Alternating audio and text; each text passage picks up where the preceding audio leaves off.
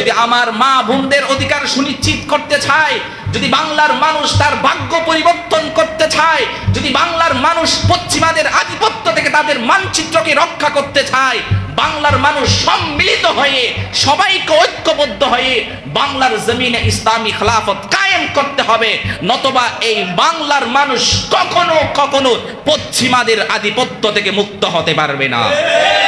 তো আল্লাহ সুবহানাহু ওয়া তাআলা যে নিদর্শন পূর্ববর্তী উম্মত এবং জাতিকে দিয়েছেন,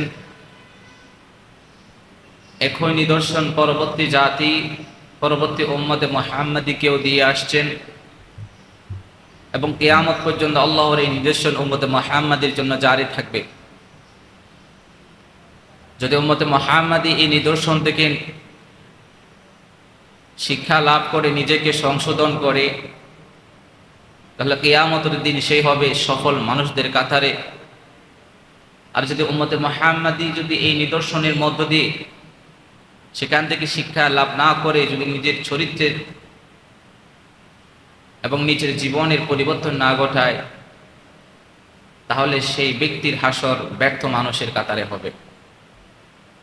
সুতরাং সময় এখন আমাদের কোন কাতারে নিজের নাম লিখাবো সেটা সিদ্ধান্ত নেওয়ার দায়িত্ব আমাদের। আর সেটা সিদ্ধান্ত নিতে হলে আমাদেরকে জানতে হবে ব্যর্থ মানুষ কারা, সফল মানুষ কারা।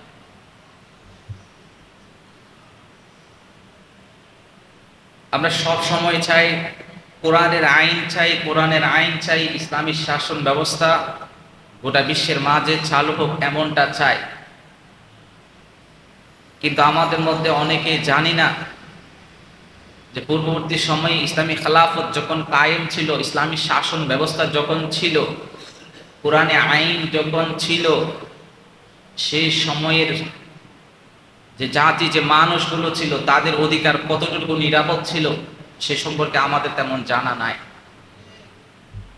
যার দরুন বর্তমান সময়ে রাজনৈতিক স্বার্থে নিজের ঈমানকে বিক্রি করে এমন এক মতাদর্শকে আমরা গ্রহণ করার জন্য উঠে পড়ে লেগেছি, যেই মতাদর্শ বাস্তবায়ন করার ফলে মানুষের অধিকার কখনো সুনিশ্চিত হতে পারে না। কারণ যে আদর্শের পিছনে বাংলাদেশ স্বাধীন হওয়ার পর থেকে আজ 2025 সাল পর্যন্ত যে আদর্শ, সেটা ব্যক্তির হোক সেটা দলের আদর্শ বাস্তবায়ন করার জন্য 1971 সাল থেকে আজ 2025 সাল পর্যন্ত যারা আপ্রাণ চেষ্টা করে গিয়েছিল এবং চেষ্টা করছে, বাংলার মানুষের কাছে এই দৃশ্য সুস্পষ্ট যে 19 শতকের দিকেও যেমন কোনো রাজনৈতিক দল মানুষের নিরাপত্তা সুনিশ্চিত করতে পারে নাই, 2000 থেকে 2025 সালেও কোনো রাজনৈতিক দল বাংলার মানুষের ভাগ্য পরিবর্তন করতে পারে নাই। কারণ বাংলার মানুষের ভাগ্য পরিবর্তন করার যেই ফর্মুলা, যেই সিস্টেম রব্বে করিম আমাদেরকে দিয়েছেন, আমরা সেই সিস্টেমকে অমান্য করে, সেই সিস্টেমকে আমরা বৃদ্ধাঙ্গুলি প্রদর্শন করে এমন একটা ফর্মুলার দিকে আমরা নিজেদেরকে ছুটে চলছি যে ফর্মুলা দিয়ে কখনো মানুষের অধিকার সুনিশ্চিত হবে না। কারণ মানব রচিত তন্ত্র মন্ত্র দিয়ে কোনো মায়ের অধিকার সুনিশ্চিত হয় না, এই তন্ত্র দিয়ে আমার কোনো ভাইয়ের অধিকার সুনিশ্চিত হয় না, এই তন্ত্র মন্ত্র দিয়ে কখনো এই বাংলার জমিনে ন্যায় বিচার প্রতিষ্ঠা হবে না। তাহলে ন্যায় বিচার কিভাবে প্রতিষ্ঠা হবে? এবং পূর্ববর্তী যে খোলাফায়ে রাশিদিন ইসলামী খেলাফত ব্যবস্থা যখন ছিল, সেই সময়ে সেই শাসন আমলে তারা তাদের রাজত্ব, তাদের শাসন কার্য, শাসন ব্যবস্থা তারা কিভাবে নির্বাহ করেছিল, কিভাবে পরিচালনা করেছিল এবং সেই সময়ে মানুষের অধিকার কিভাবে সুনিশ্চিত করেছিল, এই বিষয়ে আমাদের গভীর জ্ঞান না থাকার ফলে আমরা মানব রচিত তন্ত্রের দিকে নিজেকে ছুটছি। মানব রচিত তন্ত্রকে একমাত্র আদর্শ হিসাবে, ধর্ম নিরপেক্ষতাবাদকে আদর্শ হিসাবে একটা এজেন্ডা নিয়ে যখন আমরা সামনে অগ্রসর হচ্ছি, আমার আল্লাহ বলেন যখন তুমি এবং তোমার দল যখন আমার আইন আমার বিধানকে উপেক্ষা করে মানব রচিত কোন বিধানকে যখন তোমরা আদর্শ বানাও, সেই আদর্শের মধ্যে আমি আল্লাহ কখনো বারোকা রাখি না। সেজন্য আমার আল্লাহ সুবহানাহু ওয়া তাআলা বলেন والذين إن مكناهم في الأرض أقاموا الصلاة وآتوا الزكاة وأمروا بالمعروف ونهوا عن المنكر ولله عاقبة الأمور। أمر الله سبحانه وتعالى বলেন এমন কিছু লোক রয়েছে যাদেরকে আমি আল্লাহ ক্ষমতা দিলে, যাদেরকে আমি আল্লাহ দেশের শাসন ক্ষমতার মধ্যে, দেশের চেয়ারের মধ্যে, ক্ষমতার চেয়ারের মধ্যে বসালে যে চারটা বিষয় তারা বাস্তবায়ন করবে, তার মধ্যে এক নাম্বার হলো আকামুস সালাহ। ওই চেয়ারে বসার ফলে সেই ব্যক্তি ওই সমাজ এবং ওই রাষ্ট্রের মধ্যে নামাজ কায়েম করবে, নামাজ ব্যবস্থা করবে। শুধু নিজেই নামাজ পড়বে না, তার এলাকার মানুষ, সমাজের মানুষ, রাষ্ট্রের মানুষকে নামাজ পড়তে বাধ্য করবে। কারণ কিয়ামতের দিন যখন হবে, আউয়ালু মা ইউহাসাবু বিহিল আবদু ইয়াউমাল কিয়ামাতি আস-সালাহ।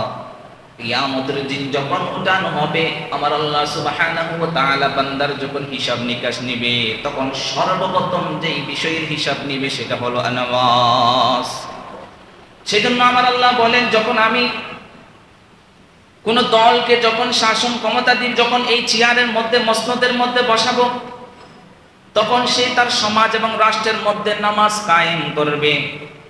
2 নাম্বার ওয়াতুজ যাকাত, আর সমাজের সম্পদের যে ন্যায্য বন্টন সে সুনিশ্চিত করবে। গরিবদের, যে গরিব এবং যে দরিদ্র আছে তাদের যথাযথ হক তাদের মাঝে পৌঁছে দিবে। সমাজের যারা ধনী লোক আছে তাদের কাছ থেকে যাদের জাকাতের টাকা ওসুল করে, আর এই জাকাতের টাকা একমাত্র যারা হকদার সেই হকদারদের মাঝে সুষম বন্টন তারা করে দিবে। 3 নাম্বার হলো আমারু বিল মারুফ, এবং তারা সব সময় ভালো কাজের আদেশ দিবে। তারা মসনদে বসে যেই কাজকে আমার আল্লাহ হারাম করে দিয়েছেন সেই হারামের বিপদকে তারা দাঁড়াবে। সুদকে আমার আল্লাহ হারাম করে দিয়েছেন, সুদী ব্যবস্থাকে তারা নিষিদ্ধ করবে। মদ হারাম করে দিয়েছে, মদকে তারা নিষিদ্ধ করবে। যেই সমস্ত বিষয়গুলো করার ফলে আমার আল্লাহকে পাওয়া যায় সেই সমস্ত কাজের প্রতি তাদেরকে, সেই কাজের দিকে তাদেরকে পরিচালিত করবে, সৎ কাজের আদেশ দিবে। ওয়ানহাউ আনিল মুনকার, এবং খারাপ কাজের থেকে তাদেরকে বিরত রাখবে। যখন শাসন ক্ষমতায় যখন আসবে তখন তারা মদের লাইসেন্স দিবে না, তারা প্রস্টিটিউশনের লাইসেন্স দিবে না। যেই সমস্ত জিনিসগুলো যুব সমাজের চরিত্রের অধঃপতন হয়, সমাজ ধ্বংসের দিকে চলে যায়, এই সমস্ত বিষয়ের লাইসেন্স তারা দিবে না। এই সমস্ত বিষয়ের বিরুদ্ধে তারা সোচ্চার হয়ে দাঁড়াবে। এটাই হলো একটা রাষ্ট্র চালার 4টা মূলনীতি। যখন কোনো ব্যক্তিকে যখন আমার আল্লাহ এই চেয়ার দান করবে, সেই ব্যক্তির এই 4টা মূলনীতি মাথায় রেখে কাজ করতে হবে। সেখান থেকে পার্থক্য কি? একটা সমাজের মধ্যে যখন একজন মেম্বার, সে খ্রিস্টান, সে অমুসলিম, সেও রাস্তাঘাটের কাজ করবে, সে কালভার্টের কাজ করবে। অপরদিকে একজন মুসলমানও একজন কালভার্টের কাজ করবে, রাস্তা ঠিক করে দিবে। তাহলে ওই মুসলমান এবং ওই হিন্দুর মধ্যে পার্থক্যটা কোথায়? পার্থক্য তৈরি করতে হবে এখানে। যখন সমাজ, যখন ইসলামী সমাজের মধ্যে যখন মুসলমানদের সংখ্যা বেশি, ওই সমাজের যে প্রতিনিধি হবে, ওই প্রতিনিধির মূল দায়িত্ব হলো ওই সমাজের বেনামাজি মানুষগুলোকে নামাজি বানানো। এবং সমাজের মধ্যে অসৎ কার্যকলাপ যখন দেখা যাবে, ওই অসৎ কার্যকলাপগুলো এই সমাজ থেকে দূর করার জন্য যথাযথ পদক্ষেপ নিতে হবে। তাহলে একজন নেতা, সেই নেতা হওয়ার জন্য এই 4টা মূলনীতি তার মাঝে থাকতে হবে। এই 4টা মূলনীতি নিয়ে যখন সে তার শাসন কার্য যখন পরিচালনা করবে, আমার আল্লাহ তার এই শাসন কার্যের মধ্যে বারকা দান করবে। আমরা সকলে বাদশাহ আকবরের নাম জানি। সেই বাদশাহ আকবর হলো পুরা ভারতবর্ষের একজন রাজা ছিলেন। তিনি শুধু বাংলাদেশের মতো ছোট্ট একটা দেশের রাষ্ট্রপ্রধান ছিল না, সেই বাদশাহ আকবর ছিল সুদূর আফগানিস্তান থেকে বার্মা, তৎকালীন ভারতবর্ষের মধ্যে এই ভারতবর্ষে সেই রাজত্ব করেছিল, বাদশাহ ছিল। এবং তার শাসন কার্য 5 বছর, 10 বছর, 15 বছর না, 50 বছর। কয় বছর? 50 বছর শাসন কার্য ছিল। সেই বাদশাহ আকবর যখন চিন্তা করলো, আমার রাজত্ব যদি আমি এখানে ধরে রাখতে চাই, এমন একটা ধর্ম প্রয়োগ করতে হবে যে ধর্মের মধ্য দিয়ে আমি বাদশাহ আকবরের নাম পুরা ভারতবর্ষের আনাচে কানাচে সেটা লাভ করবে। তখন সেই বাদশাহ একবার একটা ধর্ম নিয়েছিল, সেই ধর্মের নাম, যেই ধর্মের মধ্যে তিনি কিছু মুসলমান ধর্ম থেকে নিল আর কিছু হিন্দু ধর্ম থেকে একটা মিক্স আপ ধর্ম সেই বানালো। এবং সেই একটা মুসলমান পরিবারের মেয়ে বিয়ে করেছে, আর একটা হিন্দু থেকে বিয়ে করেছে। এবং তার রাজ্যের আশপাশে ছিল, তার রাজ্যের এক পাশে ছিল মসজিদ, অপর পাশে ছিল মন্দির। সেই সকালবেলায় মসজিদে নামাজ পড়লে সন্ধ্যাবেলায় সেই মন্দিরে গিয়ে পূজা করত। সেই যখন এরকম একটা ধর্ম যখন সেই তৈরি করলো এবং সেই ধর্ম চাপিয়ে দেওয়ার জন্য সেই পেশি শক্তি এবং রাষ্ট্র শক্তি যখন একসাথে কাজে লাগালো, যারা এই ধর্মটাকে বাস্তবায়ন করার ক্ষেত্রে যারা কাজ করে যাচ্ছে, সরকারের পক্ষ থেকে তাদেরকে বিশাল একটা অঙ্কের তাদেরকে দেওয়া হচ্ছে যেন এই মতামত, এই মতাদর্শ সবার মাঝে প্রতিষ্ঠা করতে পারে। ওই সময় বাদশাহ আকবর যখন তার বানানো ধর্ম যখন মানুষের মাঝে বাস্তবায়ন করার চেষ্টা করছিল, সেই সময়ে মুজাদ্দিদ আল-ফাসানি রাহমাতুল্লাহ আলাইহি, আল্লাহর একজন বুজুর্গ ছিলেন, সেই মুজাদ্দিদ আল-ফাসানি তিনি সুচার হয়ে উঠলেন। আল্লাহর জমিন, যেই জমিন আমার আল্লাহ সৃষ্টি করেছেন, যেই জমিন আমার আল্লাহ, সেই জমিনের শাসন বিধান হবে একমাত্র আল্লাহ। আল্লাহর বিধান ছাড়া এই জমিনে কোনো ব্যক্তির মানব রচিত বিধান এই বাংলার জমিনে না, এই ভারতবর্ষের জমিনে হতে পারে না। তখন সেই মুজাদ্দিদ আল-ফাসানি রাহমাতুল্লাহ আলাইহি তিনি সুচার হয়ে উঠলেন এবং বড় বড় এমপি মন্ত্রীবর্গ যারা ছিল তাদের কাছে তিনি লিখিত আকারে এই যে বাদশাহ আকবরের যে ধর্ম, এটা যে ভ্রান্ত ধর্ম, এটাকে প্রমাণ করার জন্য তিনি বড় বড় লিডারদের কাছে লিখিত আকারে চিঠি পাঠান করলেন যে বাদশাহ আকবর যে পদক্ষেপ নিয়েছে, এই পদক্ষেপ হলো ভ্রান্ত পদক্ষেপ। এবং সেই পদক্ষেপের মাধ্যমে সে সরাসরি আল্লাহর বিধানকে, বিধানগুলি প্রদর্শন করেছে। সুতরাং একজন মুসলমান হিসাবে যতক্ষণ পর্যন্ত তার দেহের মধ্যে বিন্দু পরিমাণ রক্ত থাকবে, একজন মুসলমান কখনো আল্লাহর জমিনে কোনো বান্দার বিচার ব্যবস্থা, কোনো বান্দার বানানো এই ধর্মতন্ত্র এই ভারতবর্ষের মধ্যে সে কখনো কায়েম হতে দিবে না। মুজাদ্দিদ আল-ফাসানি রাহমাতুল্লাহ আলাইহি তিনি একাধারে চেষ্টা করতে লাগলেন। তিনি বিভিন্ন উপায়ে এই ধর্ম নিরপেক্ষতাবাদকে ভারতবর্ষ থেকে মুছে ফেলার জন্য বিভিন্ন তিনি পদক্ষেপ গ্রহণ করলেন। এক পর্যায়ে বাদশাহ আকবর এবং তার পুরা রাষ্ট্র শক্তি মুজাদ্দিদ আল-ফাসানি রাহমাতুল্লাহ আলাইহির বিপক্ষে গিয়ে দাঁড়ালেন। মুজাদ্দিদ আল-ফাসানি রাহমাতুল্লাহ আলাইহি আল্লাহর এই শাসন ব্যবস্থা, আল্লাহর এই বিধান ভারতবর্ষের মধ্যে বাস্তবায়ন করার জন্য এবং আল্লাহর যে বিধান, সেই বিধান একমাত্র শান্তি, সেই বিধানের মধ্যে একমাত্র মানব মুক্তি রয়েছে, এই জিনিসটা প্রমাণ করার জন্য সেই সময় হক এবং বাতিলের লড়াই হয়েছিল।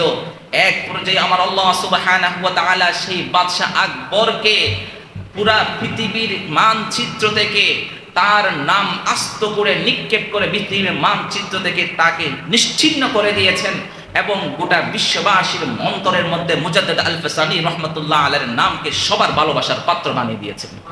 সুতরাং এখান থেকে প্রমাণিত হয় যারা আল্লাহর বিধানকে, বিধানগুলি প্রদর্শন করে, আল্লাহর বিধানকে অমান্য করে, আল্লাহর বিধানকে উপেক্ষা করে, মানব রচিত বিধান এই জমিনের মধ্যে বাস্তবায়ন করার চেষ্টা করবে, আমার আল্লাহ সুবহানাহু ওয়া তাআলা যুগে যুগে যত যত বাদশাহ আকবর হবে, সেই সমস্ত বাদশাহ আকবরের বিরুদ্ধে একজন মুজাদ্দিদ আল-ফাসানি দাঁড় করিয়ে দিবে এবং সেই মুজাদ্দিদ আল-ফাসানির মাধ্যমে গোটা বিশ্বের মাঝে ইসলামের পতাকাকে তিনি সমুন্নত রাখবেন ইনশাআল্লাহ। সেজন্য এখান থেকে প্রমাণিত হয় পৃথিবীর ইতিহাসে যেই বা যারা, সেই মুসলমান পরিবারের হোক, সেই হিন্দু পরিবারের হোক, সে যেই পরিবারের হোক না কেন, যখনই কোনো শাসক আল্লাহর আইনের প্রতি বিধানগুলি প্রদর্শন করেছে, আল্লাহর আইনকে উপেক্ষা করে মানব রচিত ধর্ম, তন্ত্র, মঞ্চ মানুষের উপরে চাপিয়ে দেওয়ার চেষ্টা করেছে, হয়তো 1 দিন 2 দিন 5 বছর 10 বছর তাদের এই মানব রচিত তন্ত্র মন্ত্রের যদি স্থায়িত্ব থাকলেও আমার আল্লাহ সুবহানাহু ওয়া তাআলা এমন একটা মুহূর্তের মধ্যে সময় নিয়ে আসে, যেই সময়ের মধ্যে সেই সমস্ত ব্যক্তিদের মানব রচিত তন্ত্র মন্ত্র সবগুলো আস্থা করে নিক্ষেপ করে। সেজন্য এখান থেকে প্রমাণিত হয় পৃথিবীর ইতিহাসে যেই বা যারা আল্লাহর যে মূলনীতি, একজন রাষ্ট্রনায়কের যে মূলনীতি, সেই মূলনীতিগুলো উপেক্ষা করে মানব রচিত মূলনীতিগুলো মানুষের মাঝে বাস্তবায়ন করার চেষ্টা করেছে, তারা যত চেষ্টা করুক না কেন তারা কখনো কোনো ব্যক্তির অধিকার সুনিশ্চিত করতে পারে নাই। হযরত ওমর রাদিয়াল্লাহু তাআলা আনহু, ওনার আমলের কথা আমরা সকলে জানি। ওমর রাদিয়াল্লাহু তাআলা আনহু শাসন আমলে মিশরের যেই বিজেতা ছিলেন, সেই বিজেতা হলো আমর ইবনে আস রাদিয়াল্লাহু তাআলা আনহু। সেই সময় মিশর সবচেয়ে গুরুত্বপূর্ণ একটা স্পট ছিল।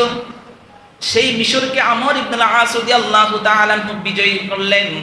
বিজয়ী করার পরে হযরত ওমর রাদিয়াল্লাহু তাআলা আনহু আমর ইবনে আস রাদিয়াল্লাহু তাআলা আনহুকে মিশরের গভর্নর নিযুক্ত করলেন। মিশরের গভর্নর নিযুক্ত করার পরে ওমর রাদিয়াল্লাহু তাআলা আনহু শাসন আমলে একজন কিপ্তি আসলো, একজন অমুসলিম, সেই সুদূর মিশর থেকে মদিনায় চলে আসলো। মদিনায় চলে আসার পর ওমর রাদিয়াল্লাহু তাআলা আনহুর সাথে দেখা করলো। ওমর রাদিয়াল্লাহু তাআলা আনহুকে বলল, ও আমিরুল মুমিনিন, আমি শুনলাম আপনার ইসলাম ধর্মের মধ্যে নাকি সকল মুসলিম অমুসলিম ধর্ম বর্ণ সকলের প্রতি সাম্য প্রতিষ্ঠার কথা বলা আছে নাকি? ওমর রাদিয়াল্লাহু তাআলা আনহু তাকে জিজ্ঞাসা করলেন, কি হয়েছে তুমি খুলে বলো। সেই একজন কিপ্তি সম্পর্কে আমরা সকলে জানি। মুসা আলাইহিস সালাতু ওয়াস সালাম এবং ফিরআউনের কথা আমরা তো কোরআনের মধ্যে শুনেছি। ফিরআউনের বংশধরকে বলা হয় কিপ্তি, ফিরআউনের বংশধরকে কি বলা হয়? কিপ্তি বলা হয়। আর ওই যে যুবক যে মিশর থেকে সুদূর মদিনায় আসছে, ওমর রাদিয়াল্লাহু তাআলা আনহুকে একটা বিষয় নালিশ দেওয়ার জন্য, আর সেই ছিল কিপ্তি বংশের, অর্থাৎ ফিরআউনের বংশধর সে ছিল। ওমর রাদিয়াল্লাহু তাআলা আনহু ছিল মদিনার শাসক খলিফা।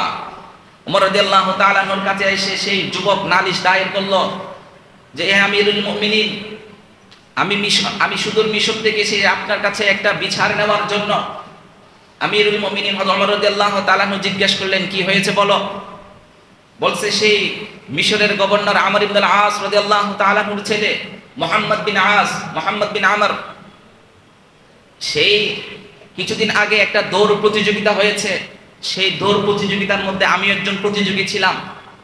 যখন সেই প্রতিযোগীর মধ্যে আমি প্রথম হলাম, প্রথম স্থান অধিকার করলাম, এবং আমর ইবনে আসের ছেলে মুহাম্মদ বিন আস সেই যখন পরাজিত হলো, সে এই বিষয়টা সহ্য করতে না পারে সে আমার উপর টর্চার করেছিল, অত্যাচার করেছিল।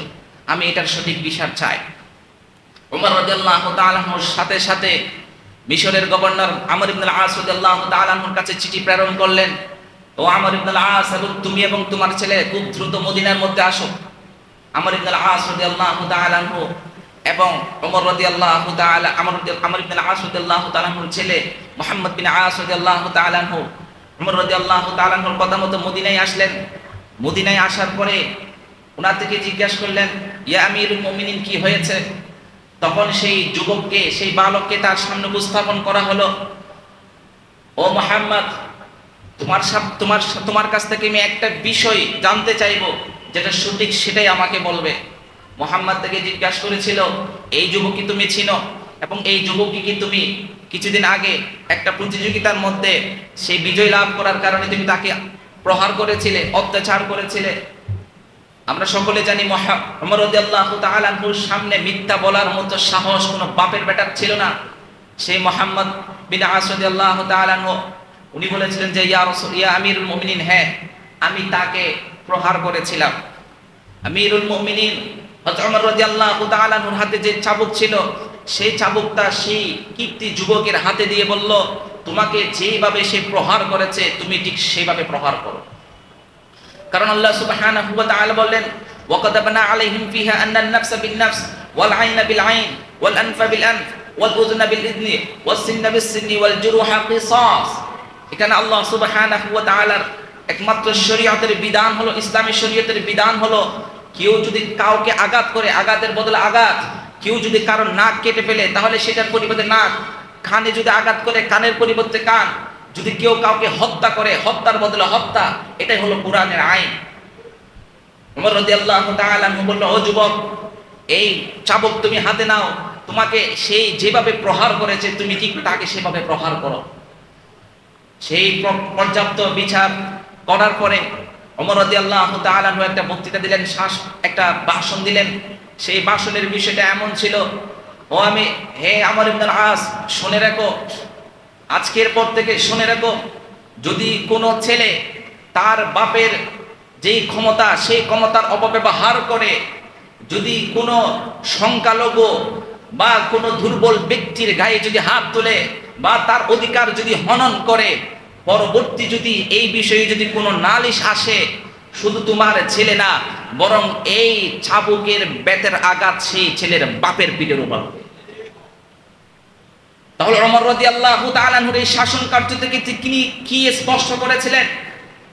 ইসলাম সব সময় সর্ব অবস্থায় সংখ্যালঘু সে ধর্মে হোক অন্য ধর্মে হোক সব সময় মানুষের অধিকার সুনিশ্চিত করার জন্য সব সময় এক পায়ে কাটা ছিল।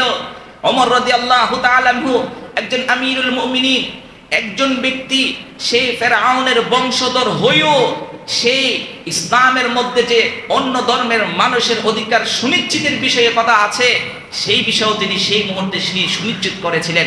এখান থেকে প্রমাণিত ইসলাম এটা এমন একটা পরিপূর্ণ ধর্ম, যে ধর্ম শুধু মুসলমানদের অধিকার সুনিশ্চিত করে না, মুসলমানদের পাশাপাশি অন্যান্য অমুসলিম যারা আছে, যারা প্রাণী আছে, তাদের অধিকার সুনিশ্চিত করে, এবং সেই বিষয়ে সুস্পষ্ট কথা একমাত্র ইসলাম ধর্মের মধ্যে রয়েছে।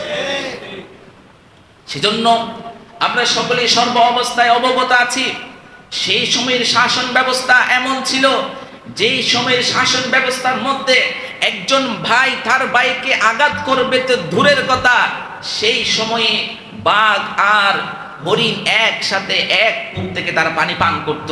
কখনো বাঘের এই সাহস হয় নাই, কখনো সিংহের এই সাহস হয় নাই সেই হরিণের গায়ে হামলা চালানো। কারণ সেই সময়ের যে খলিফাগুলো ছিল তাদের শাসন ব্যবস্থা এমন ছিল, কারণ তারা নিজেরাও আল্লাহকে সর্ব অবস্থায় ভয় পেয়েছিল, এবং জমিন যে আল্লাহর, এই জমিনের মালিক যিনি, সেই মালিকের ক্ষমতা একমাত্র এই জমিনে চলবে, আর কারো ক্ষমতা চলবে না। সেজন্য আল্লাহ সুবহানাহু ওয়া তাআলা বললেন, والذين إن مكناهم في الأرض أقاموا الصلاة وآتوا الزكاة। আমার আল্লাহ বলেন, আমি খলিফা হযরত ওমর রাদিয়াল্লাহু তাআলা আনহুকে শাসন কার্য দিয়েছি, ক্ষমতা দিয়েছি, সেই ক্ষমতা পাওয়ার পর ক্ষমতার অপব্যবহার করে নাই। সেই ক্ষমতা পাওয়ার পরে সে বাড়ি গাড়ি বিল্ডিং ব্যাংক ব্যালেন্স করে নাই। সেই আল্লাহর আইন যথাযথভাবে বাস্তবায়ন করেছে। সারাদিন বিভিন্ন কাজে ব্যস্ত থাকার পরও রাতে মানুষকে কোন অবস্থায় আছে সেটার খোঁজ খবর নিয়েছে, কেউ কি কোনো কিছু না খেয়ে আছে নাকি। শুধু এলাকায় না, পাহাড় অঞ্চলে গিয়েও সেখানে ঘুরে বেড়াতো। কোন আল্লাহর এক মাখলুক আছে, যেই মাখলুক কোনো কিছু না খেয়ে আছে কিনা সেটার খোঁজ খবর নিয়ে বেড়াতো। আমার আল্লাহ সুবহানাহু ওয়া তাআলা বললেন, এই জমিনের মধ্যে যতদিন আমি আল্লাহর বিধান কায়েম হবে না, ততদিন পর্যন্ত এই জমিনের মানুষের ভাগ্য পরিবর্তন হবে না। কারণ সেই সময়ের যারা শাসক ছিল তারা মানুষের মাঝে নামাজ প্রতিষ্ঠা করত। নামাজ প্রতিষ্ঠা করার ক্ষেত্রে যে ধরনের কার্যক্রম পদক্ষেপগুলো নেওয়া প্রয়োজন সেই সমস্ত পদক্ষেপ তারা নিত, এবং সমাজের মধ্যে যাকাতের যে বন্টন সেটার সঠিক বন্টন মানুষের মাঝে পৌঁছে দিত। যার যে যোগ্য হক পাওনা সেই হক তাদের মাঝে পর্যাপ্ত পরিমাণ বুঝিয়ে দিত। সেই সময়ের যারা ধনী ছিল, যাদের মালের উপর যাকাত ফরজ হতো, তারা সঠিক সময়ে যাকাত দিয়ে দিত। আর এই যাকাতের যারা একমাত্র হকদার, সেই গরিবদের মাঝে সেই যাকাতের টাকা তাদেরকে বিলিয়ে করে দেওয়া হতো। বর্তমান সময়ের নেতা কেতাদের মতো নয়, একটা সামান্য পোস্ট পেলে সে লক্ষ লক্ষ টাকার মালিক হয়ে যায়। না না না, আমার আল্লাহ বলেন যে না, যেই টাকা তুমি নিজে বুক করছো, জনগণের টাকা দিয়ে তুমি তোমার বাড়ি করছো, গাড়ি করছো, তোমার ছেলেকে বাহিরে দেশে পড়ে উচ্চ শিক্ষার জন্য পাঠাচ্ছ, এটা তো তোমার নিজের টাকা নয়, এটা তো মানুষের টাকা। তুমি তো মানুষের হকগুলো মেরে তুমি তোমার নিজের পেটের মধ্যে ফুলফিল করছো। না না, তোমরা যেই নেতা মানুষের অধিকার সুনিশ্চিত করতে পারে না, যেই নেতা মানুষের হকগুলো মারিয়ে দেয়, সেই নেতা কিভাবে সমাজের মধ্যে অধিকার সুনিশ্চিত করবে? কারণ যেই নেতা তার চরিত্রে ঠিক নাই, সেই নেতা নিজে নামাজ পড়ে না 5 ওয়াক্ত, যেই নেতার মাঝে কোনো ন্যায় পরায়ণতা নাই, সুবিচার সুনিশ্চিত করবে এরকম কোনো মেন্টালিটি নাই, যেই নেতা সব সময় মদের বার নিয়ে পড়ে থাকে, যেই নেতা সব সময় রমণী নিয়ে পড়ে থাকে, সেই নেতা যখন কোন সমাজের নেতা হিসাবে আধিষ্ঠিত হবে, ওই সমাজের মধ্যে ধ্বংস ছাড়া আর কিচ্ছুই হবে না। সেজন্য আমার আল্লাহ বলেন, দলের দালালি করা ছেড়ে দাও, দলের মধ্যে এমন নেতা প্রতিষ্ঠা করো, যেই নেতা আমি আল্লাহ যেই মূলনীতি দিয়েছি সেই মূলনীতিগুলো সমাজের মধ্যে বাস্তবায়ন করবে, এমন নেতা তৈরি করো। তোমার নেতা যদি ভুল বলে, সেই নেতার পক্ষপাতিত্ব করা বাদ দাও, ভুলটাকে মানুষের সামনে তুলে ধরো। বর্তমান সময়ের রাজনৈতিক ব্যবস্থাটা এমন, নেতা ভুল করলে সেটাকে তারা ভুল বলবে না, নেতার ভুলটাকে ডেকে দেওয়ার জন্য আরেকটা দল দাঁড়িয়ে যাবে। না না না, আমার আল্লাহ সুবহানাহু ওয়া তাআলা বললেন, ওই সমস্ত নেতা যে নিজে নামাজ পড়ে না, যে নিজে সুবিচার সুনিশ্চিত করে না, যে নিজের মামলাগুলোর টাকা দিয়ে উড়ে বেড়ায়, সেই সমস্ত নেতাকে তুমি যদি তোমার সমাজের চেয়ারের মধ্যে বসাও, ওই নেতার মাধ্যমে সমাজের মধ্যে ধ্বংস ছাড়া আর কিছু আসবে না। নেতা হলে কেমন নেতা হতে হবে? বাদশাহ জাহাঙ্গীরের কথা আমরা সকলে জানি, কেমন নেতা হতে হবে, আমরা কেমন নেতা চাই। বাংলার জমিনে ধর্ষণ বেড়ে গিয়েছে, মানুষের জানের কোনো নিরাপত্তা নাই। একটা মানুষ যে রাস্তার এপার থেকে ওপারে যাবে, সে যে বেঁচে যাবে এটার কোনো নিরাপত্তা নাই। একজন মানুষ বাসা থেকে চাকরিতে যাবে, সে যে আবার চাকরি থেকে ফিরে আসবে এটার কোনো নিশ্চয়তা নাই। একজন মা, একজন বাবা, একজন ছেলে যে তার মায়ের বুক থেকে একটু মাত্র আগে বিদায় নিয়ে স্কুলে কিংবা মাদ্রাসায় কিংবা চাকরিতে গিয়েছে, সেই ছেলে যে আবার মায়ের কোলে ফিরে আসবে এটার কোনো গ্যারান্টি নাই। এই বর্তমান দেশের অবস্থা। তাহলে এই দেশের জন্য আমরা কেমন শাসক চাই? বাদশাহ জাহাঙ্গীরের কথা আমরা সকলে জানি। বাদশাহ জাহাঙ্গীরের কাছে সেই সময় একজন হিন্দু মহিলা তার পুত্রবধূকে নিয়ে আসলো নালিশ দিতে। ও বাদশাহ জাহাঙ্গীর, আজকে থেকে আমি আর আমার পুত্রবধূ রাত হলে আপনার বাসায় স্থান নিতে চাই, অবস্থান নিতে চাই। বাদশাহ জাহাঙ্গীর জিজ্ঞেস করলো, কি হয়েছে বলো।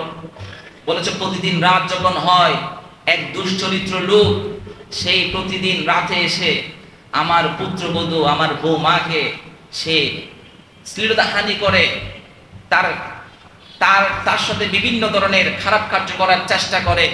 যেহেতু আমার ছেলে ব্যবসায়িক কাজে বিভিন্ন দূর দূরান্ত কাজে যায়, সেই সময় আমি আর আমার এই পুত্রবধূ আমরা দুজনেই নিরাপত্তাহীনতায় ভুগি। সুতরাং আমরা চাই, আপনার দরবারে এসেছি আমরা একটু আশ্রয় যাওয়ার জন্য। বাদশাহ জাহাঙ্গীর বলেছে, মা সমস্যা নাই, আপনারা আপনার বাড়িতে যান, আমি দেখছি বিষয়টা কেমন হয়। সেই হিন্দু মহিলা এবং তার পুত্রবধূকে দুজনকে বাসার মধ্যে পাঠিয়ে দিল বাদশাহ জাহাঙ্গীর। রাত যখন হলো তখন সেই বাসার মধ্যে গেল। বাদশাহ জাহাঙ্গীরকে দেখে তারা অবাক হলো। বাদশাহ জাহাঙ্গীর তাদেরকে বলল, অবাক হওয়ার কিছু নাই, লাইট অফ করে দেন। তিনি তার চেহারায় একটা কাপড় দিয়ে মুড়িয়ে নিলেন এবং তার যে নাঙ্গা তলোয়ার, সেই তলোয়ার তিনি হাতে রাখলেন। যখন সেই রাতের গভীরের সেই সময়টা হলো, ওই দুশ্চরিত্র লোক চলে আসলো। আসার পরে যখন সেই ঘরের মধ্যে ঢুকবে, এমন সময় বাদশাহ আলমগীর তলোয়ার আছে, সেই তলোয়ার দিয়ে ওই দুশ্চরিত্র লোকের দেহ থেকে তার মাথাটাকে দ্বিখণ্ডিত করে দিল। এরপরে বলল, এবার লাইট জ্বালাও। লাইট জ্বালার পরে ওই ব্যক্তির মাথা যেটা দেহ থেকে পৃথক করে হয়েছিল, ওই দুশ্চরিত্র লোকটার যখন চেহারা দেখলো, চেহারা দেখার পরে সেই বাদশা আলমগীর তিনি আলহামদুলিল্লাহ বলে আল্লাহর শুকরিয়া আদায় করলো এবং কিছুক্ষণ পরে সেই মহিলাকে বলল যে মা আমাকে কিছু পানি খাওয়াও। তখন সেই মহিলা এক জগ ভর্তি পানি নিয়ে আসলো, পরপর করে একসাথে 3-4 গ্লাস পানি সে একসাথে খাওয়া শুরু করলো। তার এই পরিস্থিতি দেখার পরে সেই মহিলা জিজ্ঞাসা করলো যে বাদশাহ, আপনি এই লোকটাকে হত্যা করার পরে ওর চেহারা দেখার পরে আপনি কেন আলহামদুলিল্লাহ বলেছেন? 2 নাম্বার, আপনার পানি খাওয়ার অবস্থা দেখে আমার মনে হয়নি যে আপনাকে স্বাভাবিক অবস্থায় আছেন, সেটা মনে হয় নাই। কারণ একজন স্বাভাবিক ব্যক্তি এভাবে তো পানি পান করে না। কি হয়েছে সেটা যদি একটু আমাকে বিষয়টা খুলে বলতেন।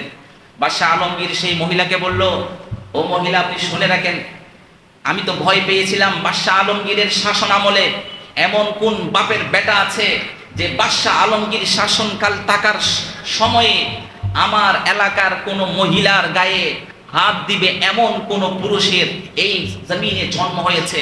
তখন আমি খুব ভয়ে ছিলাম, না জানি এটা আমার রাজ্যের বা আমার পুত্র ছাড়া আর কেউ হইতে পারে না, কারণ আমার পুত্রই একমাত্র পারবে। কারণ যেহেতু সে রাজার ছেলে, হয়তো তার ক্ষমতা আছে, কিন্তু কোন ব্যক্তির এই সাহস যে আমার রাজ্যের মধ্যে ঢুকে আমার রাজ্যের মহিলাদের গায়ে সে হাত দিবে, এমন কোন বাপের বেটা এই জমিনের মধ্যে জন্ম নেয় নাই। তখন আমি চিন্তা করছিলাম, যদি আমার ছেলে হয় এবং আমার ছেলে হওয়ার ফলে আমি যদি তাকে হত্যা করতে যাই, এমন সময় হয়তো তাকে হত্যা করতে গিয়ে আমার পিতৃ স্নেহ হয়তো জেগে যেতে পারে। আমি সেজন্য লাইট অফ করতে বলেছিলাম, যাতে করে তাকে হত্যা করতে গিয়ে তার চেহারাটা আমার চোখে পড়ে, যেন পিতৃ স্নেহ জেগে না ওঠে। সেজন্য আমি তাকে হত্যা করতাম। কারণ আমি চাই সেটা আমার ছেলেও যদি হয়, আমার ছেলে যদি এটার অপরাধী হয়, তাহলে আমি বাদশা আলমগীরের চোখে সেই ছেলেও অপরাধী, আর আমি এমন ছেলে চাই। যখন এই লাইট অন করার পরে যখন সেই চেহারাটা দেখলাম, আমি আলহামদুলিল্লাহ এই জন্য বলেছিলাম যে না, সে আমার রাজ্যে বা আমার কোনো ছেলে ছিল না। কারণ আমি ভয়ে ছিলাম যদি আমার ছেলে হয়, তাহলে বাদশা আলমগীরের সম্মান তো এখানেই শেষ। বাদশা আলমগীরের সম্মান আমার আল্লাহ বাঁচিয়েছে, সেজন্য আমি আলহামদুলিল্লাহ বলে শুকরিয়া জ্ঞাপন করেছি। 2 নাম্বার, আমি এভাবে অস্বাভাবিকভাবে কেন পানি পান করেছি? যবে থেকে আমি শুনেছি তোমার মুখ থেকে এ কথা যে তোমার পুত্রবধূ একজন দুশ্চরিত্র লোক দ্বারা বারবার শ্লীলতাহানির শিকার হচ্ছে, ততদিন পর্যন্ত সেই মুহূর্তে আমি বাদশা আলমগীর আল্লাহর সাথে একটা ওয়াদা করেছিলাম, যতক্ষণ পর্যন্ত বাদশা আলমগীর এই ধরনের এই জঘন্য কাজের বিচার সুনিশ্চিত করবে না, ততক্ষণ পর্যন্ত বাদশা আলমগীর এক ফোঁটা একটা পানিও সে পান করবে না। কারণ যতক্ষণ পর্যন্ত বাদশা আলমগীর এই বিচার সুনিশ্চিত করতে পারবে না, ততক্ষণ পর্যন্ত বাদশা আলমগীরের জন্য আল্লাহর দেওয়া এক ফোঁটা পানি তার জন্য আমি হারাম মনে করেছি। সেজন্য যতক্ষণ পর্যন্ত এই বিচার সুনিশ্চিত করতে পারে নাই, ততক্ষণ পর্যন্ত সেই দিন থেকে আজ পর্যন্ত আমি ভাতের একটা দানাও আমার বুকে নিই নাই। এই আজকের এই বিচার সুনিশ্চিত করার পরে আজ আমি রবের কাছে শুকরিয়া জ্ঞাপন করে আজ আমি পান করলাম।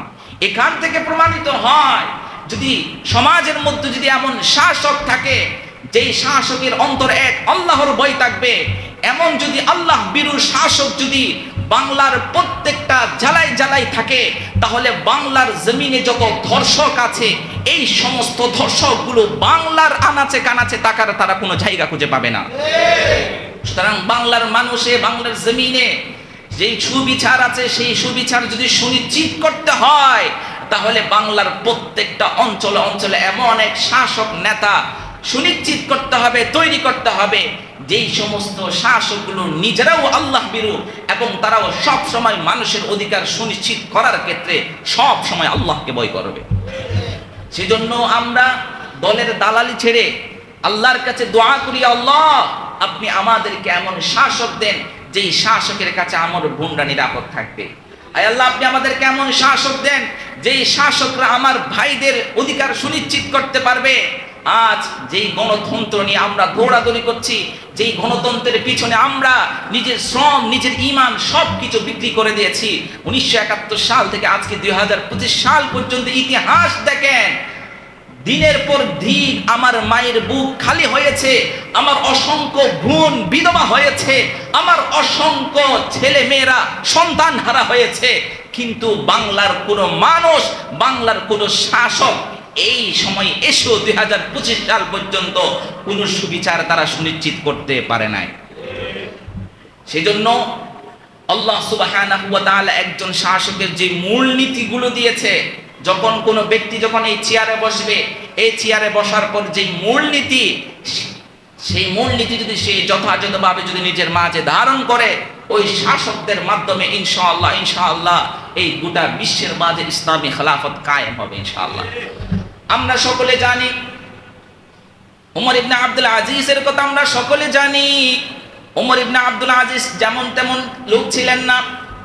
তিনি ছিলেন এই জমিনের দ্বিতীয় ওমর, তিনি ছিলেন এই জমিনের দ্বিতীয় খলিফা ওমর ইবনে আব্দুল আজিজ।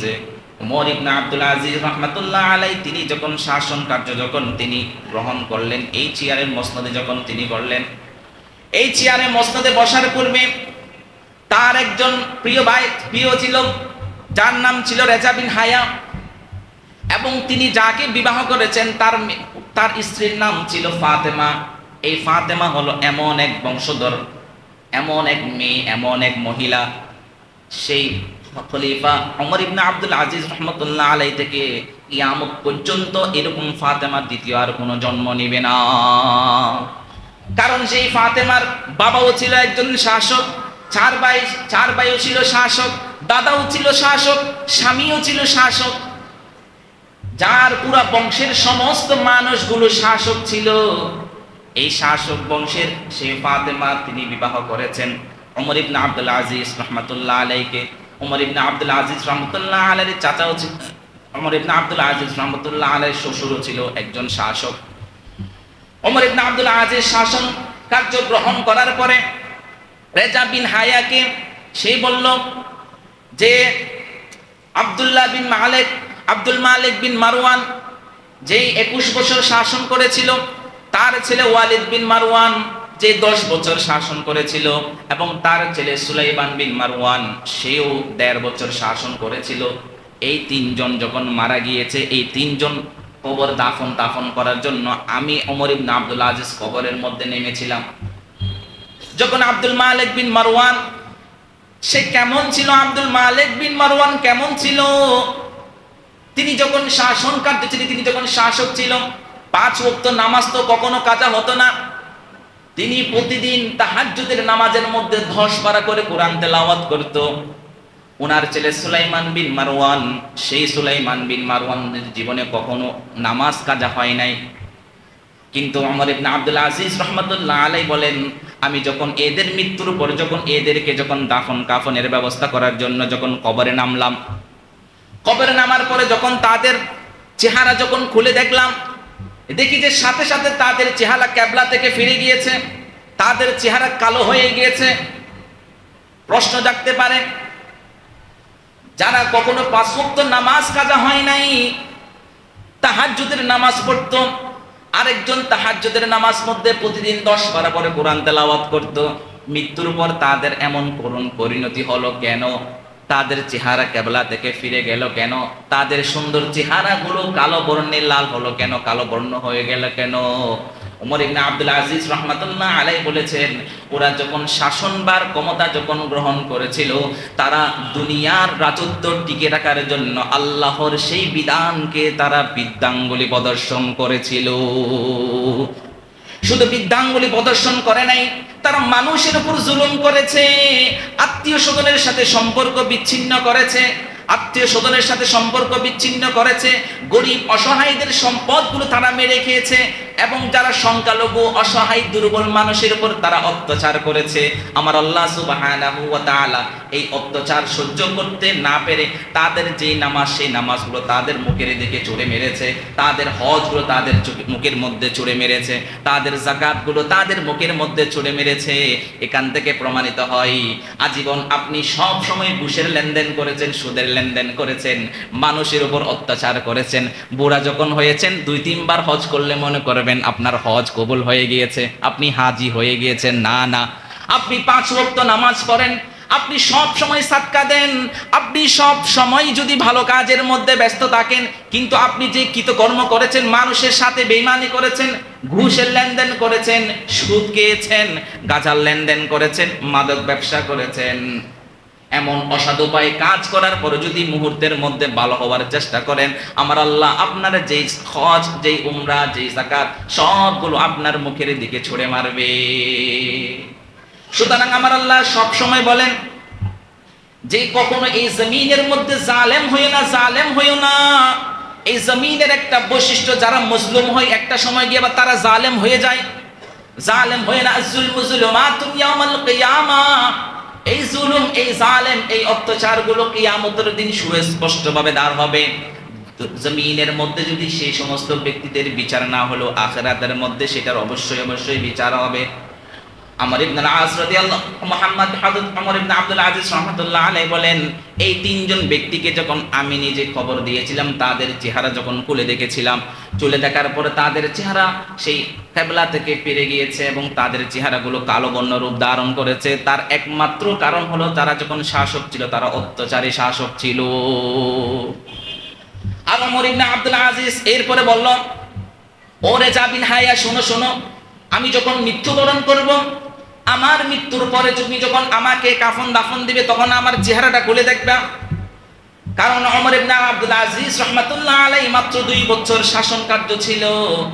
যে শাসন ব্যবস্থা ইতিপূর্বে জালেমের রূপ নিয়েছিল, সেই শাসন ব্যবস্থার মধ্যে এই ওমর ইবনে আব্দুল আজিজ 2 বছরের মধ্যে আল্লাহর বিধান তিনি পুরো বিশ্বের মধ্যে সুনিশ্চিত করেছিল।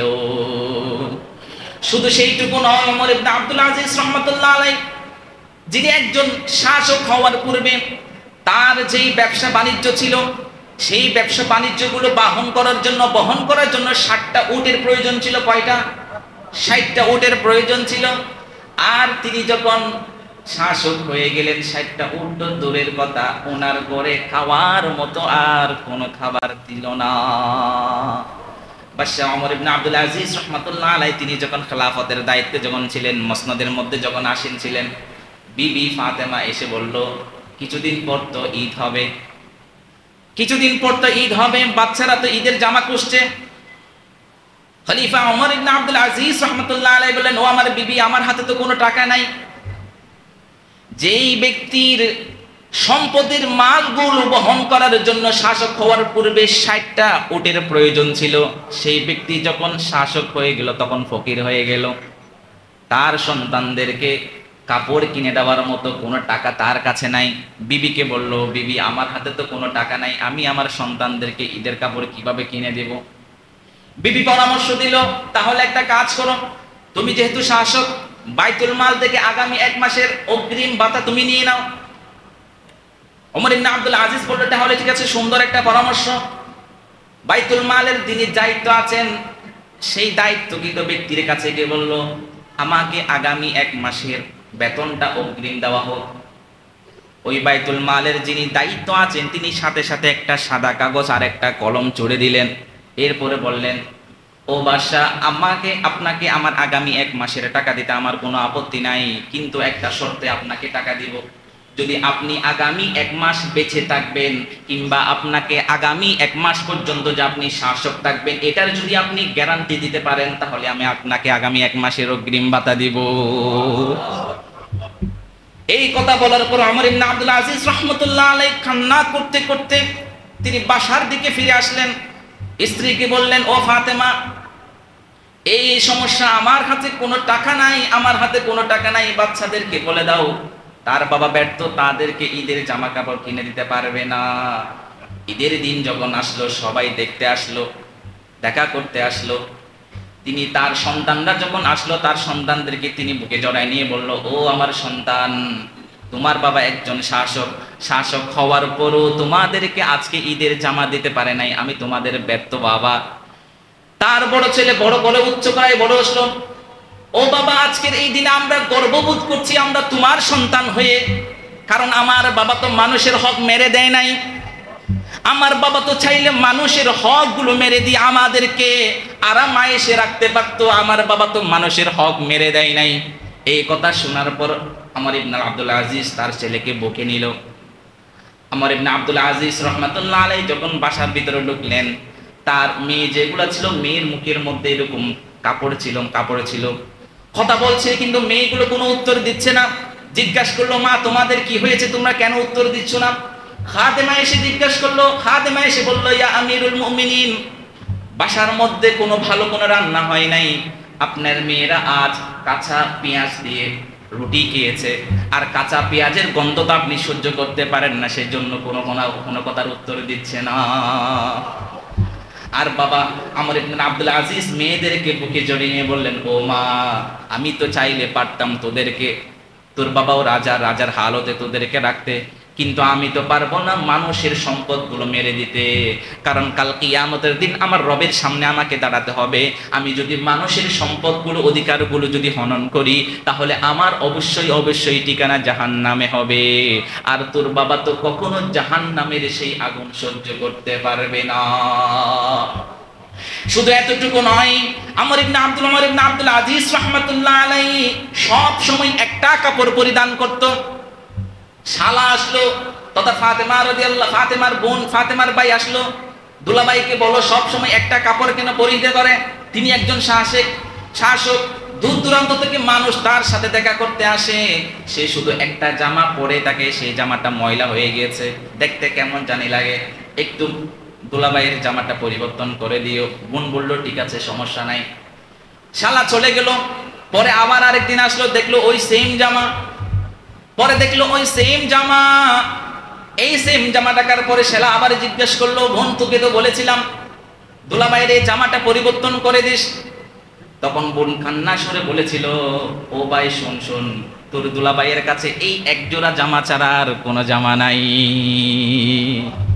কারণ ওমর ইবনে আব্দুল আজিজ রাহমাতুল্লাহ আলাইহি আল্লাহর কাছে চেয়েছিলেন, ইয়া আল্লাহ, দুনিয়ার বুক আমাকে বানাইও না, যে কাপড় আমার গা পরিহিত আছে আমি এই কাপড়ে নিয়ে আমি জান্নাতে যেতে চাই, এই কাপড়ে গিয়ে আমি কবরের মধ্যে যেতে চাই, কাফনের কাপড় হিসাবে এই কাপড়টা যেন হয়।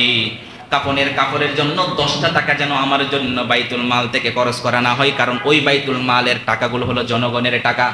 এবং যতদিন পর্যন্ত ওমর ইবনে আব্দুল আজিজ শাসন ক্ষমতায় ছিল, 2 বছর পর্যন্ত যাকাত নেওয়ার মতো কোনো লোক তারা খুঁজে পাই নাই। সেই ওমর ইবনে আব্দুল আজিজ রাহমাতুল্লাহ আলাইহি যখন মৃত্যু সজ্জায় সজ্জিত হলো, মৃত্যু যখন করলো, মৃত্যু হওয়ার পরে তার যে আব্দুল মালিক বিন মারওয়ানের যখন মৃত্যু হলো, খাটিয়ার মধ্যে যখন ছিল, তার খাটিয়া যেভাবে নড়াচড়া করছিল, তার ছেলে বলল ওমর ইবনে আব্দুল আজিজকে, আমার বাবা তো এখনো জীবিত আছে, আমার বাবা তো এখন জীবিত আছে।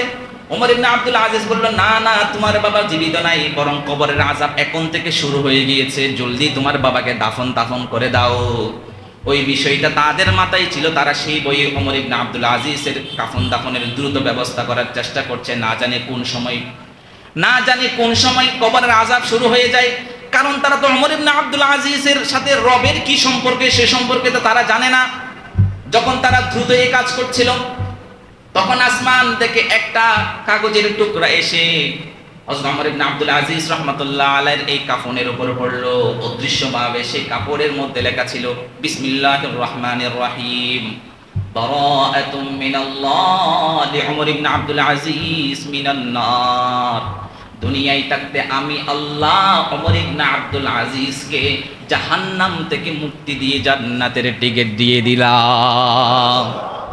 এবং ওমর ইবনে আব্দুল আজিজ রাহমাতুল্লাহ আলাইহিকে যখন কবরের মধ্যে রাখা হলো, রাজা বিন হায়া যাকে বলেছিল আমার মৃত্যুর পরে অবশ্যই আমার কাফনের কাপড় খুলে দেখবা আমার সাথে আমার রব কি সম্পর্ক করেছে, কি আচরণ করেছে, সেই রাজা বিন হায়া পরবর্তী বলছিল যে আমি শাসকের সেই কথা মতো যখন আমি নিজেই তার দাফনের কাজ যখন সম্পন্ন করছিলাম, তখন তার চেহারাটা আমি যখন দেখছিলাম পশ্চিমের দিকে ফিরে আসে, কেবলার দিকে ফিরে আসে। শুধু এতটুকু নয়, চেহারাটা যেন সেই পূর্ণিমা চাঁদের চেয়ে সুন্দর চেহারা তার চেহারার মধ্যে আমি দেখেছিলাম। তাহলে যে সমস্ত শাসকগুলো দুনিয়ার সব চাহিদাগুলো এক আল্লাহর জন্য ত্যাগ করে, আমার আল্লাহ দুনিয়ায় থাকতে সেই সমস্ত ব্যক্তিদের জন্য জান্নাত ওয়াজিব করে দেয়। এখান থেকে শিক্ষা নিতে হবে, শাসক হলে ওমর ইবনে আব্দুল আজিজের মতো শাসক হতে হবে, শাসক হলে বাদশাহ আলমগীরের মতো শাসক হতে হবে, শাসক হলে ওমর রাদিয়াল্লাহু তাআলা আনহুর মতো মতো শাসক হতে হবে যাদের শাসন আমলে একজন ভাই অপরজন ভাইকে আঘাত করবে তো দূরের কথা, কোন প্রাণী অন্যায়ভাবে আরেক প্রাণীকেও তারা স্পর্শ করে নাই। সুবহানাল্লাহ। সেজন্য যতদিন পর্যন্ত এই বাংলার জমিনে মানব রচিত এই তন্ত্র মন্ত্রের দিকে মানুষ ছুটবে, ততদিন পর্যন্ত এই বাংলার মানুষের অধিকার সুনিশ্চিত হবে না। যতদিন পর্যন্ত এই বাংলার মানুষ মানব রচিত তন্ত্র মন্ত্র নিজের আদর্শকে নিয়ে গ্রহণ করবে, ততদিন পর্যন্ত আমার বোনরা নিরাপদে বাসাবাড়ি থেকে চলাফেরা করতে পারবে না। যদি আমার মা বোনদের অধিকার সুনিশ্চিত করতে চায়, যদি বাংলার মানুষ তার ভাগ্য পরিবর্তন করতে চায়, যদি বাংলার মানুষ পশ্চিমাদের আধিপত্য থেকে তাদের মানচিত্রকে রক্ষা করতে চায়, বাংলার মানুষ সম্মিলিত হয়ে সবাইকে ঐক্যবদ্ধ হয়ে বাংলার জমিনে ইসলামী খেলাফত কায়েম করতে হবে, নতবা এই বাংলার মানুষ কখনো কখনো পশ্চিমাদের আধিপত্য থেকে মুক্ত হতে পারবে না। আল্লাহ সুবহানাহু ওয়া তাআলা আমাদের সকলকে একজন শাসকের মাঝে যেই সমস্ত গুণাবলী থাকা প্রয়োজন, যেই সমস্ত শাসকের মাঝে গুণাবলী থাকলে বাংলার মানুষের অধিকার সুনিশ্চিত হবে, এমন শাসক বাংলার প্রত্যেকটা অঞ্চলে দেওয়ার তৌফিক দান করুন।